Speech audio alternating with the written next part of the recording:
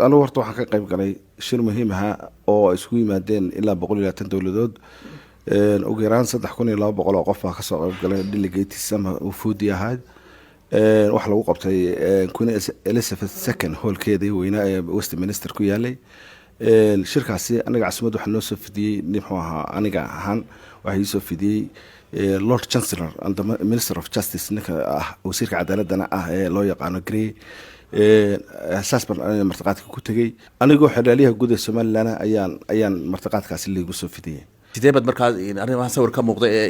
بقرض إنجليز كوي قابل شيء مركزي سيكون عادي.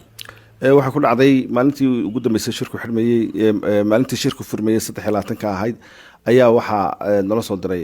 لما بس رك بدنا مسؤولين مركز إرجع اللي قاعد كرينا إلا بكون يصدق بقول بهايده ديلجيت كستبا وطن كستبا حلقة سوق قادم لها وف أدو إلا لما بقول وح كله أيان بنك هم باليس لا يقانو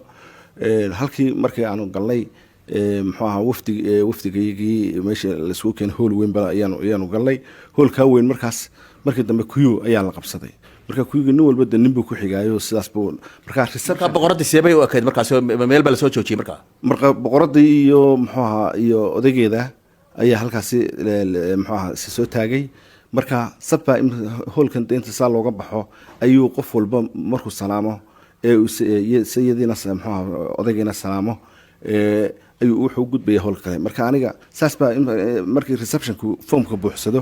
ayaa foomkaagi laba qof oo xagga dhabarka ka taagan boqorada ayaa ku dhawaaqaya marka waxay ku dhawaaqeen Attorney General of Somaliland Master Hassan Aadan ayay marka ku dhawaaqayeen oo sida ugu qoran muxuu ahaa kaarka laabtada ku xardhan markaas laba talaabad hore u qaaday saddex qofkii kale ka baxay kii kale wuxuu ku jira marka wuxuu salaamaya odayga isagoo qofkii kale uu sii gudbaya anu marka halkaas ayaan ku salaamay Your Excellency nice to meet you ayaan markaan ku yiri aan salaamay ayaan mar labaad waxaan ku celiyay I am from Somaliland klaasiyada ilka cadeynaysa ayay salaantay oo maanta nice to meet you iyadoo ay tiri odaygan u gudbay odaygu aad buu u qeylay wuxuu yiri Somaliland badiyad ka tiri Somaliland buu yiri daaku ma qantaan uu kulli fikir buu ayuu dadka history baa wax kale Soomaaliya weydii la socday marka wufuud Soomaaliya ka qayb gashay arinta anigu man arag inuu habeenkaasi inuu joogay in kale laakiin markii dambe shirka isku aragnay hoolka weyn aanu kuma arag laakiin shirka markii dambe ee uu dhamaaday maalintii saddexaad ayaan kula kulmay xalaaliyaha guud ee xagga Muqdisho ergooyinka kale ee adduunyada ka socday aad sheegtay ilaa 120 dal bay ahaayeen bal miyaa la qaabilay iyagoo mid walba saas kale loo qaabilay nin walba hal wafdi waxa delegationka waxa loo yaqaanay qaar ah senior delegation international delegations oo waxaan wadanay VIP oo ka duwan kaararka kale ee dadka kale ay wataan marka aanu gaar baan ahayn marka waxaan aba wasiir cadaaladda ka socda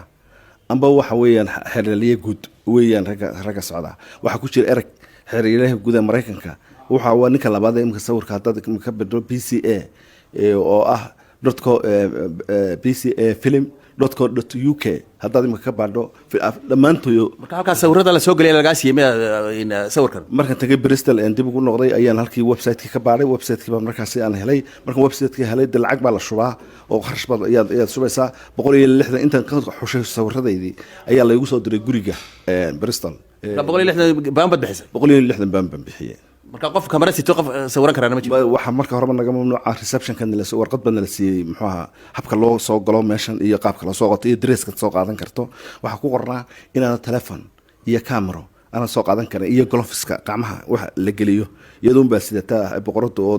gloveska ugu jira waxa kale ku jirta inaad dhar aan caadi ahayn oo normalka ah waxaan ahayn inaad soo qaadan for example de wax kale amba shaadira amba hadii dumar yihiin hadii kale ay yihiin dad kalena ay yihiin wax boqorada iyo aad baad u mahadsantahay